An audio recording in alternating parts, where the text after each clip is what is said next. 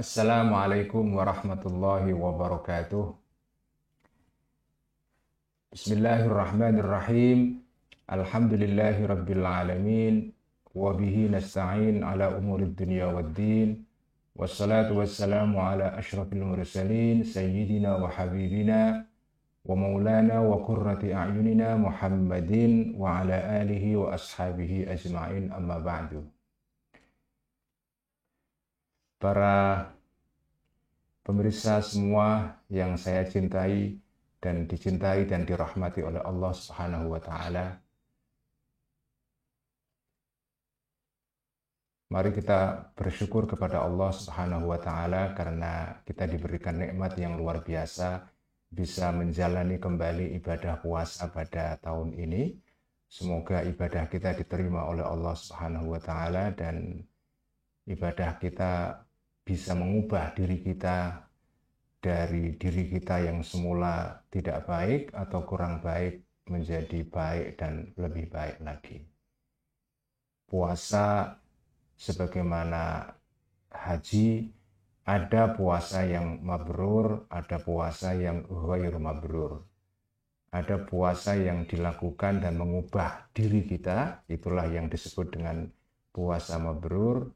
Dan ada puasa yang kita jalani setiap tahun, menjadi rutinitas belaka, menjadi kegiatan rutin setiap bulan Ramadan, tetapi tidak menambahkan sesuatu bagi diri kita, tidak mengubah diri kita.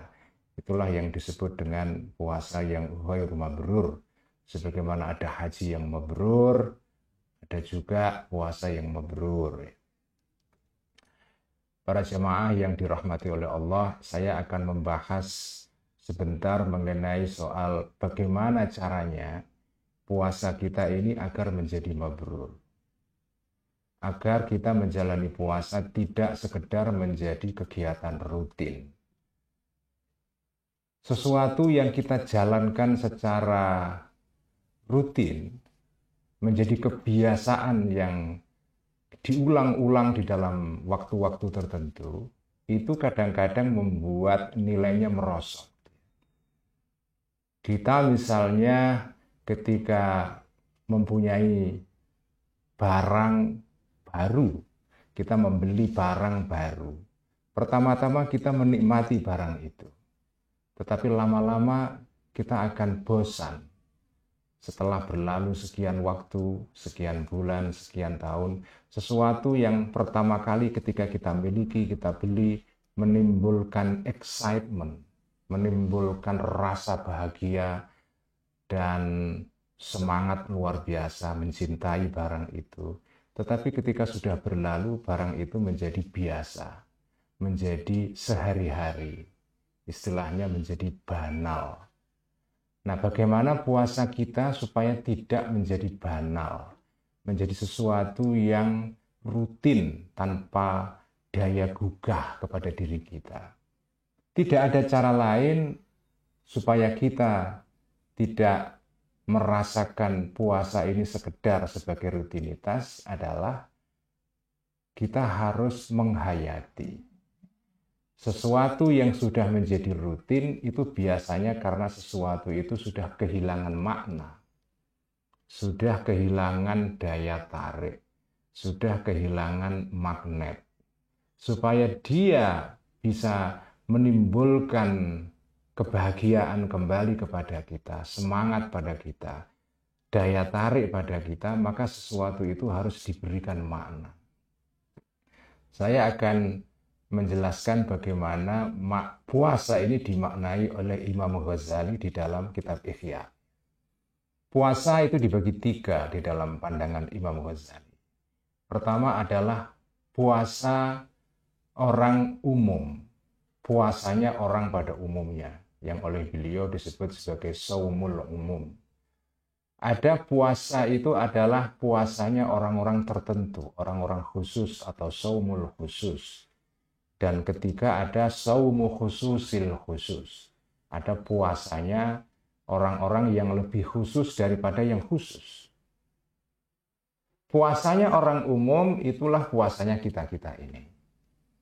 puasa orang pada umumnya yaitu menahan, tidak makan, tidak minum, tidak melakukan hubungan badan dengan istri kita atau suami kita.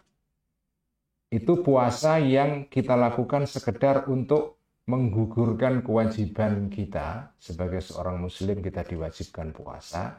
Kalau kita sudah menahan lapar, menahan haus ya, selama 1 hari penuh dari subuh sampai maghrib dengan diniati puasa fardu Ramadan, maka itu sudah menggugurkan kewajiban kita. Tetapi itu baru puasa tingkat dasar. Nah, puasa seperti ini, itu puasa yang gampang menjadi rutinitas. Puasa yang gampang menjadi kegiatan yang diulang-ulang tanpa makna yang menyentuh diri kita, tanpa daya sentuh itu. Nah, yang kedua adalah saumu al-khusus, puasanya orang-orang tertentu, orang khawas. Ya. Apakah orang-orang awam seperti kita bisa naik kelas menjadi orang khawas, menjadi orang khusus? Bisa. Bisa. Yaitu apa? Caranya adalah puasa itu kita tingkatkan levelnya. Dari sekedar puasa menahan makan dan minum, menjadi puasa menahan anggota-anggota badan kita seluruhnya dari perbuatan-perbuatan yang melawan larangan Allah.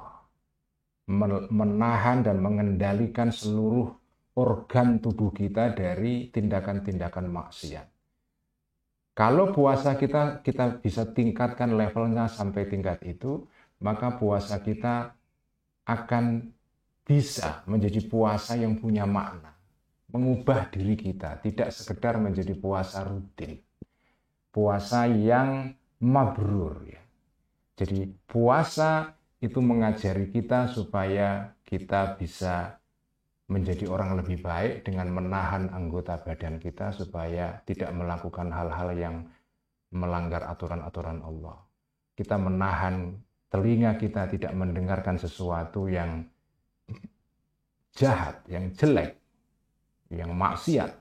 Kita menahan mata kita tidak melihat sesuatu yang maksiat. Kita menahan terutama mulut kita. Dan juga menahan jari-jari kita. Di era medsos sekarang ini jari-jari itu punya akibat yang luar biasa. Menahan jari-jari kita supaya tidak menyebarkan informasi yang bohong, menyakiti orang lain, dan seterusnya. Itu puasa orang-orang yang khusus. Nah, terakhir adalah puasa yang disebut dengan puasanya orang-orang khususil khusus. Orang yang khusus di antara yang khusus. Nah, puasanya orang seperti ini adalah puasanya orang-orang yang bisa menahan hatinya, ya, jiwanya, rohaninya, supaya tidak mengingat yang selain Allah. Jadi hatinya itu hanya mengingat kepada Allah, terfokus kepada Allah saja. Orang yang bisa membuat jiwa dan rohaninya puasa, dalam pengertian mengendalikan rohaninya, tidak terdistraksi, terganggu oleh tujuan-tujuan hidup yang tidak membuat kita sampai kepada Allah.